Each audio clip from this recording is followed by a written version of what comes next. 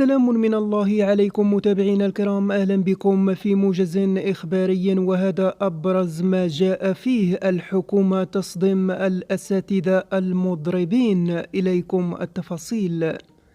أعلن مصطفى بيطاس الناطق الرسمي باسم الحكومة عن مواصلة الحكومة لكافة الإصلاحات بما فيها إصلاح منظومة التعليم، وشدد على أن الحكومة ستطبق المقتضيات المتعلقة بالاقتطاع من الأجور الأساتذة المضربين.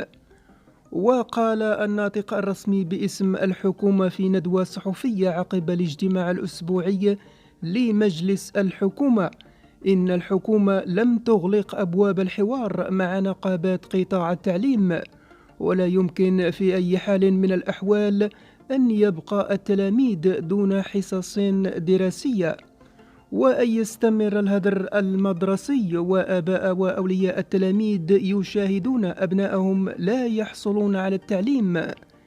كما عبر عن نية الحكومة في مواصلة الحوار مع النقابات لضمان تحقيق الأهداف المتوخاة من الإصلاح. وقال إن الاقتطاع من الأجور أحدث بمقتضى قانون، والحكومة لا يمكن لها أن تخالف القانون، وأنها مجبرة على تطبيق القوانين، لذلك سوف تطبق المقتضيات المتعلقة بالاقتطاع من أجور المضربين.